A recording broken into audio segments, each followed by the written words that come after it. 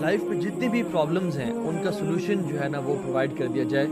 اور یہ جو وظیفے ہیں سبحان اللہ یہ قرآن و حدیث سے ثابت وظیفے ہیں, اور اگر ہم ان وظیفوں پہ اور ان اعمال پہ عمل کریں گے تو انشاءاللہ ہماری زندگی میں سکون, چین, اطمینان بھر جائے گا اللہ اور اس کے رسول کے وعدے کے مطابق. تو we all will be tested in life. No کامیابی کے وظیفے, پہلی بات تو یہ ہے کہ اسلام اللہ اور رسول کی باتیں ماننے کا دین ہے, منانے کا دین نہیں ہے.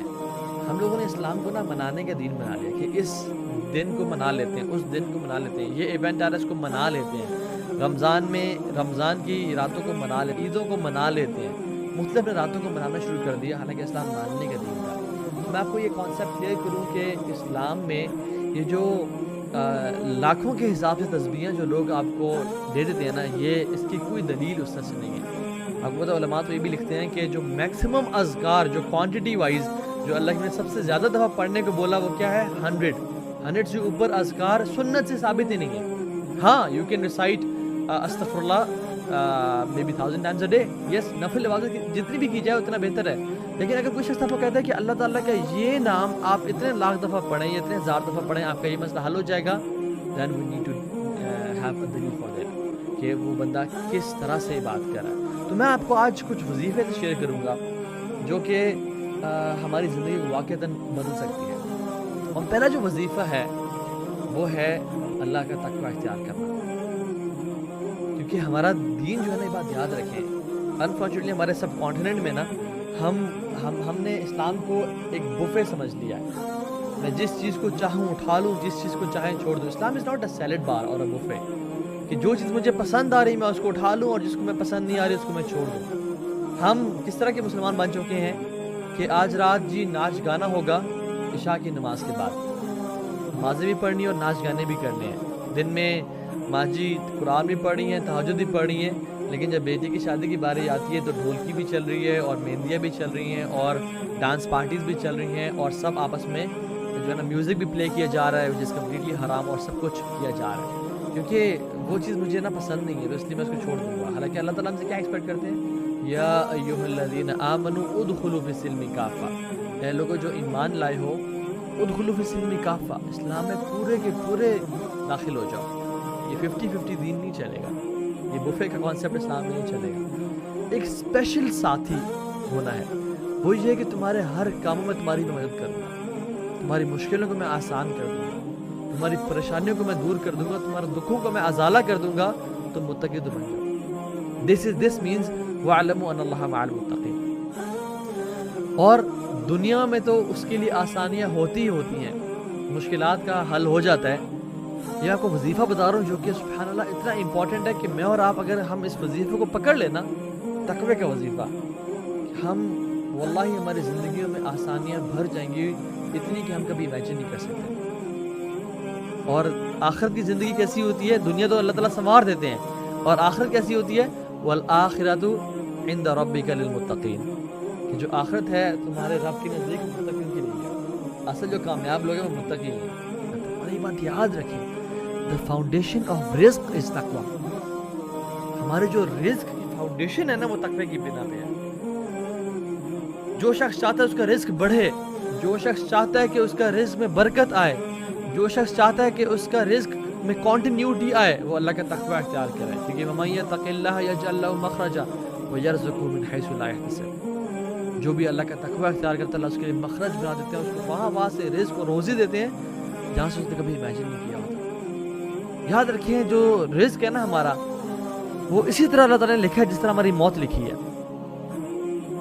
موت ہمیں مل آ کے رہنی ہے. کیا موت ایک سیکنڈ آگے اور ایک سیکنڈ پیچھے ہو سکتی ہے؟ نہیں ہو سکتی. ایک سیکنڈ اور آگے اور پیچھے موت نہیں ہو سکتی. اسی طرح سے رزق بھی ہمارا 1 روپیہ اوپر اور 1 روپیہ نیچے نہیں ہو سکتا, جو ہمیں مل کے رہنا. اللہ کے نبی فرمایا صلی اللہ علیہ وسلم فرمایا کہ have taqwa of Allah subhanahu wa ta'ala and seek it beautifully. Seek what? Rizq. Beautifully. Because what is with Allah subhanahu wa ta'ala can only be attained through his pleasure and obedience. And don't let its delay cause you to sin. اس رزق کا جو delay ہے تمہیں گناہ پہ مجبور نہ کرے, رزق تمہیں مل کے رہے گا. ایک شخص تھا جو کہ عرب کی بات ہے کنویں میں گر گیا.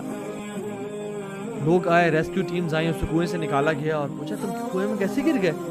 اس نے کہا کہ بس میں چل رہا تھا سمہاؤ مجھے نظر نہیں آیا اور میں اس کنویں میں گر گیا. تو نے کہا اچھا بیٹھ جاؤ, ریلیکس کرو, دودھ پیو.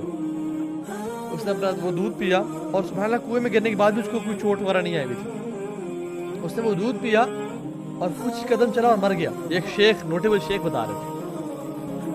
سبحان اللہ, وہ جو دودھ کا گلاس تھا وہ اس کے رزق میں لکھا ہوا تھا.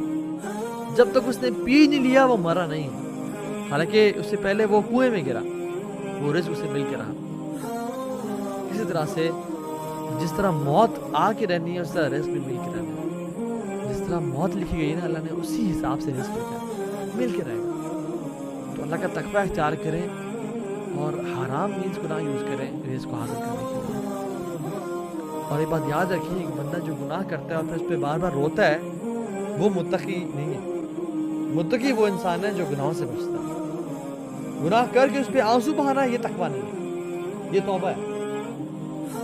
لیکن گناہ نہ کرنا اور گناہوں سے بچنا اور اپنی حد تک استطاعت کرنا اور کوشش کرنا, وہ ایک شیخ کے پاس آیا اور اس نے کہا کہ شیخ اپنا لائف کو اسٹینڈرڈ کو بڑھانے کے لیے آئی ریئلی وانٹ کہ میں وہ بزنس کروں. اور وہ بزنس حرام کا بزنس تھا. It involved interest and some transaction جو کہ حلال نہیں تھی. اور اس کی جو وائف تھی اسے بہت پش کر رہی تھی کہ تم یہ کام کرو because we need to up our life style.